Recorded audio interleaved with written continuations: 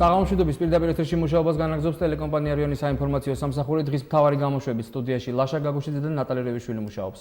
საღამომშვიდობის დღეს თქვენ პროგრამაში ნახავთ.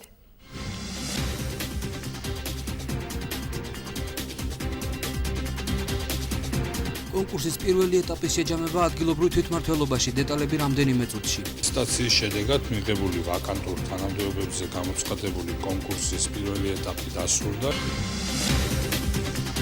20 წელი დახმარების მოლოდინში და ბრძოლა სიცოცხლის გადასარჩენად. ნახეთ დღის ამბებში. ვითხოვ შვილის გადარჩენა, ცოცხალს მithყვრ გადარჩევინ. წყალმომარაგების სისტემის რეაბილიტაციის სამუშაოების დროს აღმოჩენილი დარღვევები გაიგეთ საინფორმაციო პროგრამაში. ისინი შემოვიდნენ შეხვედრაზე, შეხვდნენ არასამთავრობო ორგანიზაციებს, ჩვეულებრივ მოქალაქეებს.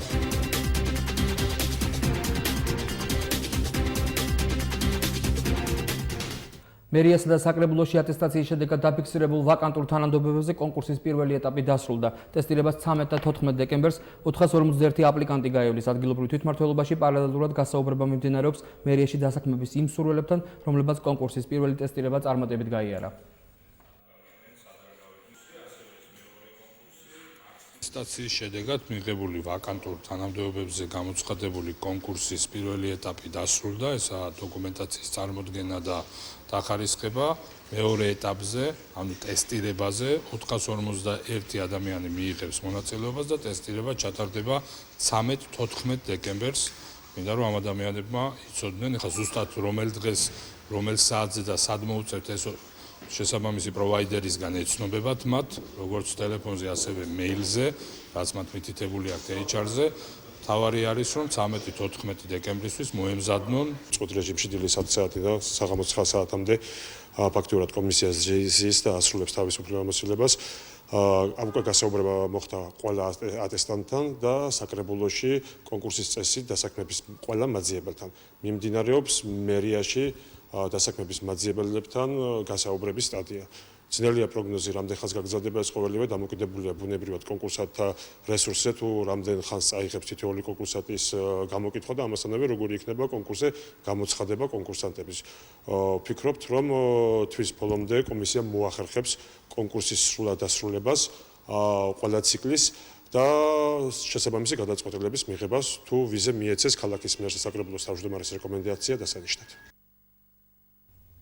20 წელი დახმარების მოლოდინში დედა ერთადერთი შვილის გადასარჩენად ხელისუფლებას შემწეობას თხოვს. ოჯახს დახმარების მოთხოვნით არაერთი წერილი აქვს გაგზავნილი. რა გამოხმაურება მოხდა სხვადასხვა უწყებებში გაგზავნილ წერილებს, დეტალებით დათო ცხვარაძე. 88 წლის ვენერა გიორგაძემ პრობლემის მოგვარებაში დახმარება ტელერადიო კომპანია რიონს თხოვა. ხანდაზმული ქალბატონი ერთადერთ ავადმყოფ შვილს გაჭირვებით უვლის. გელა გიორგაძეს მძიმე დაავადება სჯერს, რომლის ოპერაციაც საქართველოში არ ტარდება. ვენერა გიორგაძე ამბობს, რომ საქართველოს პრეზიდენტს, პრემიერსა და ქუთაისის მერიის სახელზე გაგზავნილ არც ერთ წერილს გამოხმაურება არ მოჰყოლია. ქალბატონი ხელისუფლებას უყურადღებობაში ეთანაშაულებს. ვითხოვ შვილის გადარჩენა, ცოცხალს მithqvr გადარჩევინ. იმდენ განცხადებები მაქვს დაწერილი. ექიმთანაც ვეღარ მივდიოდი, მეუბნებოდა ექიმი, დაკონსერვდა ეს ფორმასი, რა შვები, რატო არ გეხმარებიან. არავინ, რამდენჯერ მივედი, უთვალავ ჯერ სახელმწიფო ჯანმრთელობის სამინისტროს. მიმართე ისეთი თხოვნით, რა ვიცი, მაწვალე, საკეთ ექიმი ექსპერტიო, რაზე მაწვალებდნენ, თუ დახმარებას არ ქონდათ გულში რომ დახმარებოდნენ. ჩემი მდგომარეობა ძალიან მძიმეა.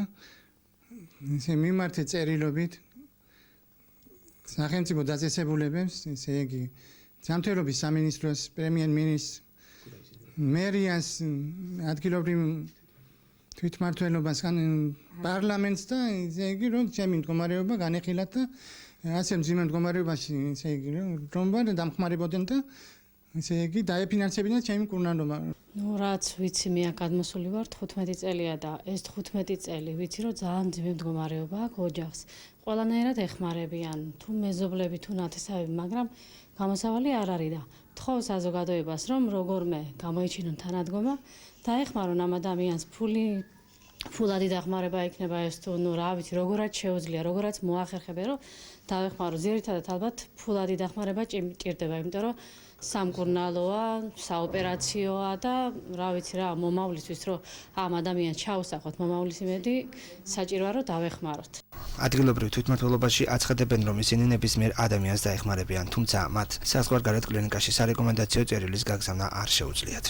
ეს ქალბატონი არაერთხელ აქვს მიმართული სოციალურ სამსახურში და არაერთი დახმარება აქვს ამ სამსახურიდან მიღებული.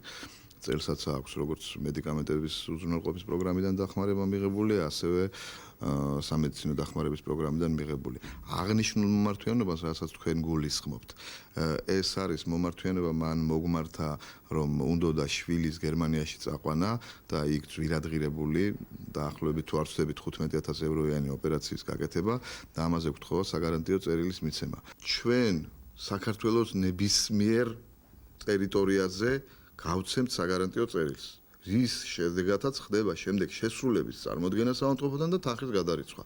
ამაზე გავუკეთებთ ნებისმიერ საავადმყოფოში საქართველოში და დავეხმარებით ამ ქალბატონს. იმის იქით უბრალოდ ჩვენს დოკუმენტს არ მიიღებენ. 88 წლის ვენერა გიორგაძე საზოგადოების დახმარების იმედია. საერთაშორისო გამჭვირვალობის წარმომადგენლებმა შეხვედრა დღეს დემოკრატიული ჩართულობის ცენტრში გამართეს. საუბარი წყალმომარაგების სისტემის რეაბილიტაციასა და მიმდინარე სამუშაოების პროცესში გამოვლენილ დარღვევებს შეეხო. შეხვედრას არასამთავრობო ორგანიზაციებისა და გაერთიანებული წყალმომარაგების კომპანიის წარმომადგენლებიც დაესწრნენ.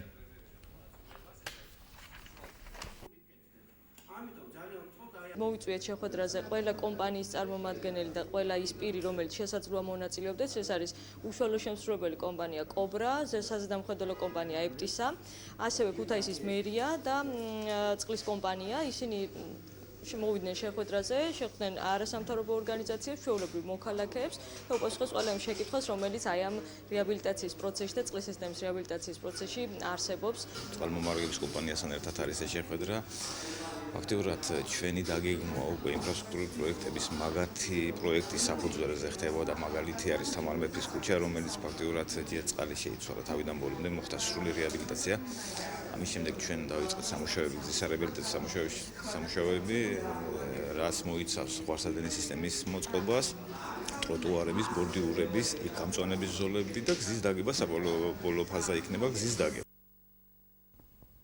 დასაქმების განათლებისა და განვითარების ცენტრის მიერ წარმოდგენილი პროექტის პირველი შემაჯამებელი შეხვედრა აკაკი წერეთლის სახელმწიფო უნივერსიტეტში. პროექტი ეს მუშაობს ევროკავშირის მიერ ფინანსდება და მიზნად მოსახლეობის და ადგილობრივი თვითმმართველობის თანამშრომლობას ისახავს. მოსახლეობის ფორუმის პირველი შემაჯამებელი შეხვედრა დღეს აკაკი წერეთლის სახელობის უნივერსიტეტის სააქტო დარბაზში გაიმართა. ქუთაისის განათლების განვითარებისა და დასაქმების ცენტრის მიერ შემუშავებული პროექტის ფარგლებში 2014 წელს 4 ფორუმი გაიმართა, რომელშიც მონაწილეობა სხვადასხვა სტატუსისა და პროფესიის მქონე 514 ადამიანმა მიიღო. მომზადდა 2015 წლის ბიუჯეტში გასათვალისწინებელი რეკომენდაციები, რომელიც ქუთაისის თვითმმართველობამ ქალაქის მთავარ ფინანსურ დოკუმენტზე მუშაობისას უნდა გაითვალისწინოს. დღეს უკვე მოწვეულია დაახლოებით 200-მდე მოქალაქე, რომლებიც უშუალოდ ჩართულები იყვნენ ამ რეკომენდაციების შემუშავების პროცესში და მოისმენენ ისინი ანგარიშს ქალაქის მერისაგან, ისინი ნახავენ როგორი ტიპის ცვლილებები იქნა ასახული მომავალი წლის ბიუჯეტში და საერთოდ რა გავლენა მოახდინა მათ მიერ შემუშავებულმა დოკუმენტმა. აქ არის 8 მთავარი პრიორიტეტი, ეს არის კეთილმოწყობითი სამუშაოების პრობლემა ზოგადად ქალაქში, ახალგაზრდული პროექტები, ასევე შეეხება საბავშვო ბაღებს, შეეხება ტრანსპორტის პრობლემას, შეეხება ღვარსადენების თემას, სხვა ისეთი მნიშვნელოვანი თემებია, რომელსაც ასახვა, აუცილებლად საჭირო არის რომ მოხდეს ბიუჯეტში და სწორედ ქალაქის მერი გააცნობს დღეს მოსახლეობას რა ისი გათვალისწინების შესაძლებლობა არის სწორედ 2015 წლის ბიუჯეტის შედგენის დროს. მოსახლეობის ფორუმის მიერ 8 რეკომენდაცია შემუშავდა. ქალაქის მერის განმარტებით, მათი უმეტესობა 2015 წლის ბიუჯეტში გათვალისწინებული იქნება. თუმცა არის რიგი საკითხები, რომელიც ეტაპობრივად უნდა გადაიჭრას. შოთა მურღულიამ ასევე აღნიშნა, რომ ადგილობრივმა თვითმმართველობამ საკუთარი ხარჯების შემცირების მიზნით ბიუჯეტში 1 მილიონი ლარი დაზოგა, რომელიც მოსახლეობას მოხმარდება. მიერ სხვადასხვა რეკომენდაციები იქნა წარმოდგენილი და ამ რეკომენდაციების დიდ ნაწილს ქალაქი გაითვალისწინებს მომდევნო წელს. შეიძლება 100%-ით ვერ გადაჭრას ყველა ეს პრობლემა, მაგრამ ჩემთვის ძალიან მნიშვნელოვანია, რომ საზოგადოებიდან წამოსული პრობლემებისთვის მოხდეს თანხების გათვალისწინება ბიუჯეტში. ეს ბაღებია, იქ ინფრასტრუქტურული ნაწილია თუ სხვადასხვა იგივე კულტურული, ახალგაზრდული ღონისძიებები, მაქსიმალურად ჩვენ ვეცადეთ, რომ ზუსტად ეს რეკომენდაციები გაგვეთვალისწინებინა. დასაქმების განათლებისა და განვითარების ცენტრის მიერ წარმოდგენილი პროექტი ეს მუშაობს ევროკავშირის მიერ ფინანსდება. მისი მთავარი მიზანი კი ქუთაისის მოსახლეობასა და ადგილობრივ თვითმმართველობას შორის ეფექტური თანამშრომლობაა. ქართული მხარე კვლავ ინტერპოლის პასუხის მოლოდინში ამის შემდეგ გაირკვევა გამოცხადება თუ არა საერთაშორისო ძებნა საქართველოს ყოფილ პრეზიდენტზე მიხეილ სააკაშვილზე. ინტერპოლის ქართულმა მხარემ მოთხოვნა რამდენიმე თვის წინ გაუგზავნა, თუმცა პასუხი ჯერ არ არის. განცხადება მთავარი პროკურორის მოადგილემ ირაკლი შოთაძემ გააკეთა. საქართველოს ყოფილ პრეზიდენტს ბრალი 4 საქმეზე აქვს წარდგენილი. გამოცხადებულია შიდა ძებნა 7 ნოემბრის ეპიზოდზე კი პატიმრობა აქვს შეფარდებული.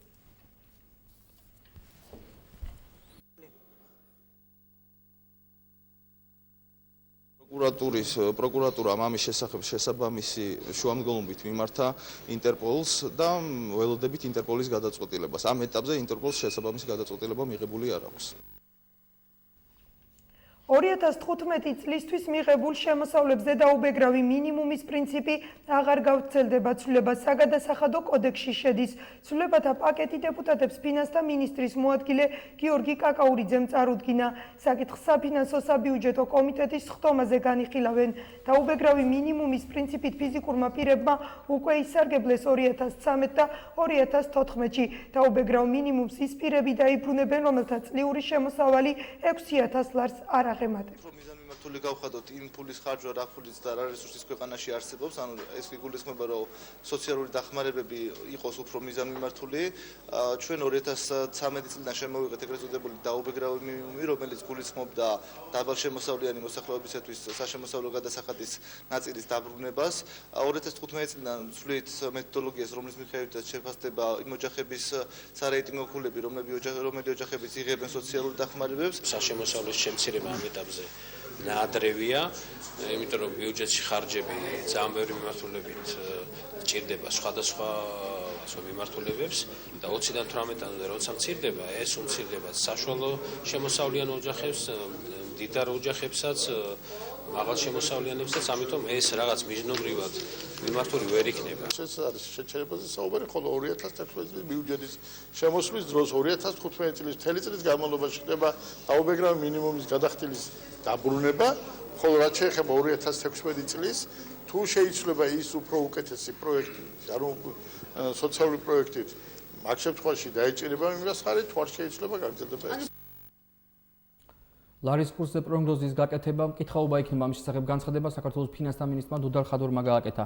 ფინანსთა მინისტრი შაბათ-კვირის მონაცემებზე დაყრდნობით აცხადებს, რომ ლარის კურსი დასტაბილურდა და აქვე აღნიშნა, რომ ეროვნულ ვალუტაზე გავლენას შიდასთან ერთად გარე ფაქტორებიც ახდენს. დუდარ ხადური საწვავის თემასაც შეეხო და აღნიშნა, რომ მაშინ, როდესაც ქვეყანაში დოლარის ნიშნულმა ორს მიაღწია, საქართველოში ბენზინი გაიაფთა.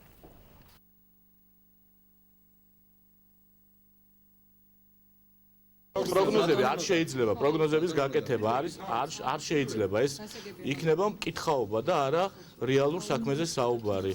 ასეთი განცხადებების გაკეთება არ შეიძლება. ერთი შემიძლია გითხრათ, რომ გასულმა შაბათ-კვირამ აჩვენა, რომ ლარის კურსი დასტაბილურდა და ძალიან დიდი ალბათობით კურსი დაიწევს. მაშინ როცა კურსი მიუახლოვდა 2 ლარს, 1 დოლარის, ბენზინზე ფასი შემცირდა, რამაც ავტომატურად უნდა გამოიწვიოს დანახარჯების შემცირება სხვა იმპორტიორებისთვისაც.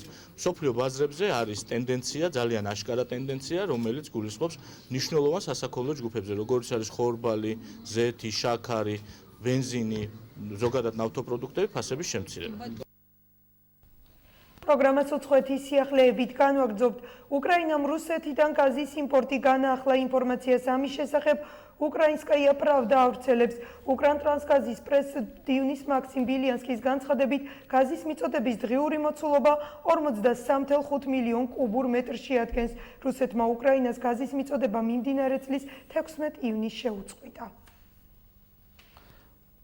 ამერიკის შეერთებული შტატები მსოფლიოს მასშტაბით დიპლომატიური წარმომადგენლობის დაცვას აძლიერებს. თეთრი სახლის ინფორმაციით, კონტროლის გაძლიერება ცენტრალურ სადაზვერვო სამსახურზე წამების შესახებ სენატის მიერ მომზადებულ მოხსენებას უკავშირდება, რომელიც დღეს უნდა გამოქვეყნდეს 6000 გვერდიან მოხსენებაში ცენტრალური სადაზვერვო სამსახურის თანამშრომლების მიერ ტერორიზმში ეჭვმიტანილთან დაკითხვისას აკრძალული მეთოდების გამოყენების შესახებ იქნება საუბარი.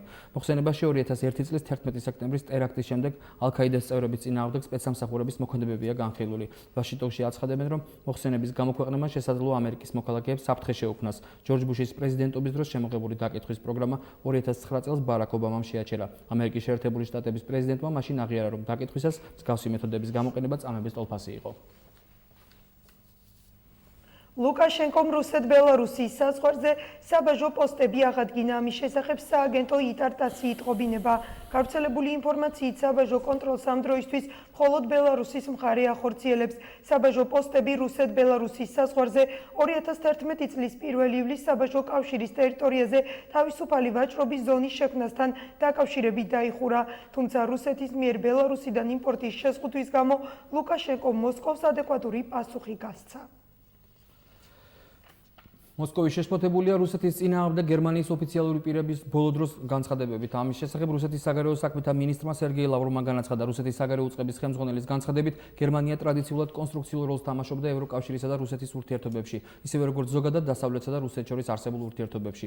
თუ გერმანიამ დიქტატზე გადასვლა გადაწყვიტა, ვფიქრობ, ევროპა ამით ვერაფერს მოიგებს და საეჭვო რომ გერმანიამაც მოიგოს, აღნიშნა რუსეთის საგარეო საქმეთა მინისტრმა სერგეი ლავროვმა. ასევე ისაუბრა რამდენიმე დღის წინ გერმანიის მთავრობის საიტზე ყირიმის შესახებ გამოქვეყნებული ცნობარის შესახებ. სხვა ყველაფერთან ერთად მაშინ ნათქვამია, რომ ასრულების განმავლობაში ყირიმი დასახლებული იყო თათრებით, უკრაინელებით, სომხებით, ბერძნებითა და გერმანელებით. რუსეთი კი მასში საერთოდ არ არიან მოხსენიებული. განაცხადა სერგეი ლავროვმა. რუსეთის საგარეო საქმეთა მინისტრის განცხადებით, რუსული მხარე დაინტერესდება, ვინ შეადგინა ცნობარი და ამის თაობაზე გერმანელ კოლეგებს მიმართავს. პროგრამას ადგილობრივი ინფორმაციით განვაგრძობთ. სამოქალაქო განათლების ოლიმპიადის პირველი ტური დასრულდა. ოლიმპიადის 22,000 მონაწილე და 2016 გამარჯვებული მოსწავლე. რას ისახავს ოლიმპიადა მიზნად და რატომ არის მნიშვნელოვანი ახალგაზრდებისთვის? თემას სალომე ჩინჩალაძე აგრძელებს.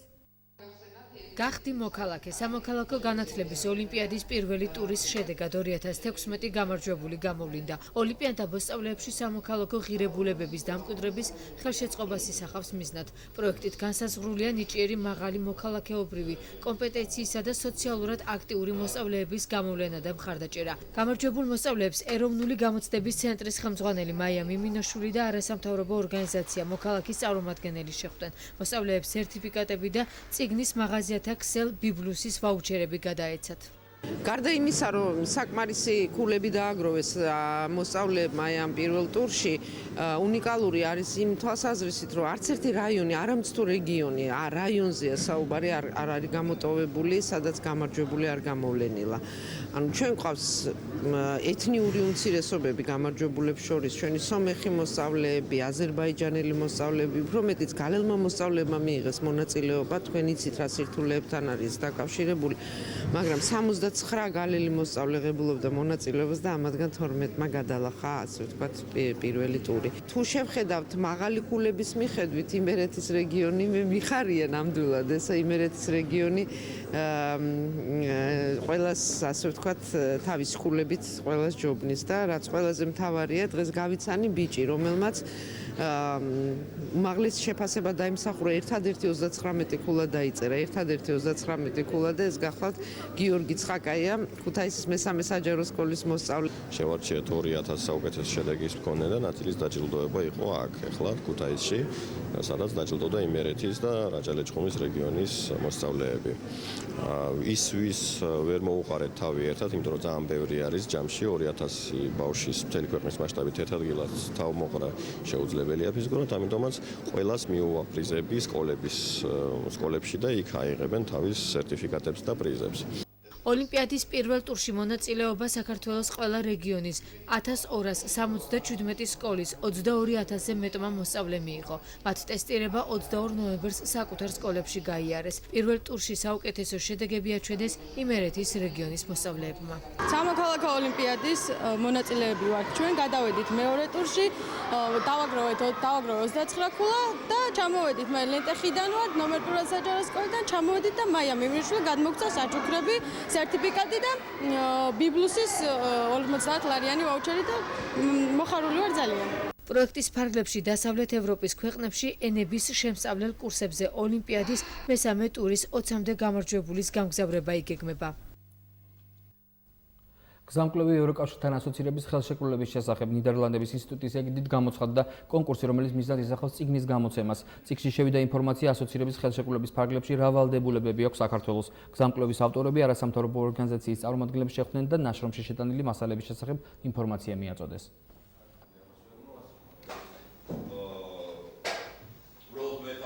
ჩვენმა ორგანიზაციამ გამოსცა გზამკვლევი ევროკავშირთან ასოცირების შეთანხმების შესახებ. ამას წინ უძღოდა კონკურსი, რომელიც მოიგო ორმა ავტორმა, ივანე ჩხიკვაძემ და მიშა მირზეაშვილმა. სწორედ ამ ორი ავტორის მიერ შეიქმნა გზამკვლევის ის ვერსია, რომელიც ჩვენს ამოცანებთან ყველაზე ახლოს იდგა და დღეს ქუთაისში გვაქვს ამ გზამკვლევის პრეზენტაცია. აზრი გზამკვლევის არის ის, რომ ეს 1200 გვერდიანი ასოცირების ხელშეკრულება რაც შეიძლება შეგვემცირებინა და რაც შეიძლება პოპულარული ენით მიგვეტანა ხალხამდე. მიზანი არის ის, რომ მაქსიმალურად გასაგები ენით აუხსნათ მოსახლეობას თუ რა წერია იმ ხელშეკრულებაში, რომელსაც საქართველოს ხელი მოაწერა და რომელიც უკვე ძალაშია პირობითად. ამერიკის საელჩო 2015 წლის დემოკრატიის კომისიის მცირე გრანტების პროგრამის კონკურსის გამოცხადებას იწყებს. საელჩოს წარმომადგენლები დღეს იმერეთის რეგიონში მოქმედ არასამთავრობო საგანმანათლებლო და მედია ორგანიზაციის წარმომადგენლებს შეხვდნენ, სადაც სამომავლო საგრანტო პრიორიტეტების შესახებ ისაუბრეს. 2015 წლისთვის ამერიკის საელჩოს სამოქალაქო ჩართულობის, გარემოს დაცვისა და მედიის განვითარებაზეა ორიენტირებული კონკურსში მონაწილეობის მსურველებს პროექტის გაგზავნა 20 იანვრამდე შეუძლიათ. პროექტის ხანგრძლივობა 3-დან 6 თვემდეა განსაზღვრული და მთლიანად ამერიკის საელჩო დააფინანსებს. წლევანდელი პრიორიტეტები არის სამოქალაქო ჩართულობის წახალისება, ახალგაზრდობის გააქტიურება, ახალგაზრდობის ჩართულობა სამოქალაქო პროცესებში, მედიის განვითარება და ასევე გარემოს დაცვა და აი ამ გარემოს დაცვითი აქტივობების დაფინანსება. ამ საგრანტო პროგრამის ვადა აპლიკაციების მიღება ის არის 20 იანვრამდე. ჩვენ ყოველთვის ვღებულობთ იმერეთიდან საგრანტო აპლიკაციებს. ბევრია არის თქვენთან გამარჯვებული პროექტი. ჩვენ შარშანაც უკვე დაგვიფინანსებია, შარშან წინაც ქუთაისიდან წარმოდგენილი აპლიკაციები. ეს ყოველწლიურად აცხადებს ამ პროექტს და ეს არის ძალიან მნიშვნელოვანი ადგილობრივი არასამთავრობო ორგანიზაციებისათვის, იმიტომ რომ პრიორიტეტი არის ადამიანის უფლებების დაცვა, დემოკრატიული ღირებულებების განვითარება, დემოკრატიული პროცესებისა და მოქალაქეების ჩართვა სახელმწიფო ცხოვრებაში. ეს არის ძალიან მნიშვნელოვანი და შესაბამისად ბევრ ადგილობრივ ორგანიზაციას, რომელსაც ფინანსური რესურსები საკმაოდ შეზღუდული აქვს, აძლევს საშუალებას ახალი იდეების წარდგეს და ახალი პროექტები განახორციელოს. ვაპირებთ შევიტანოთ საგრანტო განაცხადი თავარია დონორმა მოგცეს შესაძლებლობა რომ ჩვენ გარკვეული აქტივობები ამ ხრივ წარმოდგენიც გვაქვს უკვე წამოდივით აქ რომ რა უნდა გავაკეთოთ და თქო მოგცემენ საშუალებას რომ გამოხორციელოთ ეს პროექტი არა მარტო ჩვენი იმერეთში არამედ მეზობელ რეგიონებში. დოქტორის აკადემიური ხარისხის დამადასტურებელი დიპლომები ქუთაისის უნივერსიტეტის კურსდამთავრებულებს და საზეიმო ცერემონია ქუთაისის ლადო მესხიშვილის სახელმწიფო პროფესიული თეატრის სცენაზე. მოწვეული სტუმრების და სტუდენტთა ემოციები ნახეთ ჩვენ სიუჟეტში. ქუთაისის უნივერსიტეტმა კურსდამთავრებულებს დიპლომები საზეიმო ვითარებაში გადასცა ლადო მესხიშვილის პროფესიულ თეატრში სპეციალურად ამ დღისთვის უნივერსიტეტის თანამშრომლებთან ერთად საზოგადოების სხვადასხვა სფეროს წარმომადგენლებიც შეიკრიბა. ცერემონია მე-6-ად გაიმართა. წელს პირველად უმაღლესმა სასწავლებელმა დოქტორის აკადემიური ხარისხის დამადასტურებელი დიპლომები გასცა. წლევანდელი წელი განსაკუთრებით მნიშვნელოვანია და საამაყო ჩვენთვის, ვინაიდან წელს პირველად გავცემთ ქუთაისის უნივერსიტეტის დოქტორის აკადემიური ხარისხის დამადასტურებელ დიპლომს, ანუ ჩვენი დოქტორანტურის პირველი კურსდამთავრებულები უკვე გაჩნდნენ საქართველოს შრომის ბაზარზე. წლევანდელ წელს სულ 104 კურსდამთავრებულს გადაეცა დიპლომები, ჩვენ არა ვართ დიდი ზომის უნივერსიტეტი, მაგრამ ძალიან ამაყები ვართ იმით, რომ ამ კურსდამთავრებულთაგან დაახლოებით 50% უკვე დასაქმებული არის თან თავის პროფილის შესაბამისად. საპატიო ვითარებაში გადმოგვეცა დიპლომები, ეს საქართველოს რეალობაში ძალიან იშვიათი არის, როდესაც უნივერსიტეტი თავის კურსდამთავრებულებს ასეთ ლამაზ დღეს უწყობს. კიდევ ერთხელ წარმატებას ვუსურვებ ქუთაისის უნივერსიტეტს და ქუთაისის უნივერსიტეტი დასავლეთ საქართველოში პირველი კერძო სასწავლებელია. იგი 1991 წელს დაარსდა. იყო მრავალპროფილური, თუმცა 2006 წელს მიიღო გადაწყვეტილება სტუდენტები ბიზნეს ადმინისტრირების, ეკონომიკისა და ტურიზმის მიმართულებით მოემზადებინათ. კურსდამთავრებულებს ქუთაისის მერმა და საკრებულოს თავმჯდომარემ წარმატებები უსურვეს. ქუთაისის უნივერსიტეტის კურსდამთავრებულებს ულოცავ რადგან მათ საკმაოდ მნიშვნელოვანი ეტაპი თავისი ცხოვრების, როგორც არის უმაღლესი განათლების მიღება, ეს ეტაპი დაასრულეს და დაიწყეს ძალიან მნიშვნელოვანი ეტაპი, რომელიც ნიშნავს უკვე ამ ცოდნის და გამოცდილების, რაც მიიღეს ამ 4 წლის განმავლობაში ამის გამოყენებას და მათ უნდა დაიმკვიდრონ ცხოვრებაში თავიანთი თავი და მე მოხარული ვარ, რომ ჩვენ ქალაქში მიიღება საკმაოდ კარგი უმაღლესი განათლება. ცხოვრების ახალი ეტაპი იწყება მათთვის, და თითოეულ მათგანს წარმატება უსურვო, გამარჯვება უსურვო ცხოვრებაში და ნამდვილად დარწმუნებული ვარ, რომ მათ შორის ძალიან ბევრ სახეს და სახელდაგვარს ჩვენ ძალიან ხშირად ვიხილავთ ჩვენი ქვეყნის უახლოეს მომავალში. მოეწყო ქუთაისის უნივერსიტეტის შესახებ ფილმის ჩვენება, ასევე მომღერალმა ნატო გელაშვილმა რამდენიმე სიმღერა შეასრულა.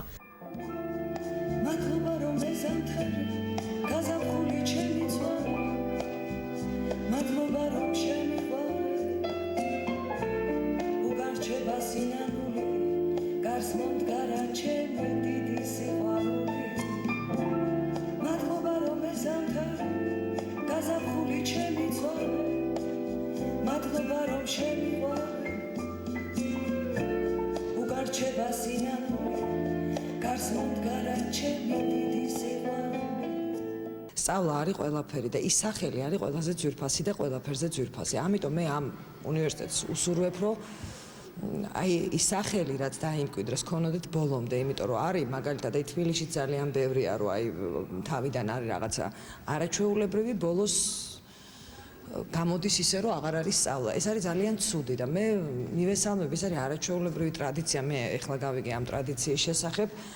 და მიხარია რომ მე ამ კურსდამთავრებულებს შეუერთდები. ქუთაისის უნივერსიტეტის წელს 104 სტუდენტმა დაამთავრა. ქუთაისის საფეხბურთო კლუბი განახლების მოლოდინშია, ტორპედო ოფიციალურად ადგილობრივი ხელისუფლების მფლობელობის ქვეშაა. მწვრთნელს რევაზ ზოძუაშვილს ისევე როგორც გუნდის სრულ შემადგენლობას ხელშეკრულების ვადა უკვე გაუვიდა. ტორპედომ ეროვნული ჩემპიონატის პირველი წრე მე-13 ადგილზე დაასრულა. ჯერჯერობით გაურკვეველია, ვინ გაწვრთნის კლუბს მეორე წლის უკეთესი შედეგისთვის. ტორპედო, რომელშიც სადაც გაფორმებული იყო ხელშეკრულება მწვრთნელთან და ბევრ სხვა პიროვნებასთან 7 დეკემბრის ჩათვლით. შესაბამისად 7 დეკემბერი გავიდა და ეს არც არავის გაუნთავისუფლებია და ასე შემდეგ, არამედ ხელშეკრულების ვადა გავიდა. შესაბამისად ჩვენ ვსწავლობთ, ჩვენ რა თქმა უნდა როგორც მენეჯმენტს, ასევე უკვე სრულად მართავთ ტორპედოს, შესაბამისად გადავწყვეტ თუ ვინ იქნება მწვრთნელი სამწვრთნელო ბაზა და ასე შემდეგ აბსოლუტურად ყველა საკითხი უკვე შეთანხმდება ქალაქ ქუთაისის თვითმმართველობასთან. დღის ამბებში ახლა ამინდის დრო, ნახოთ როგორი ამინდი იქნება ხვალ საქართველოში.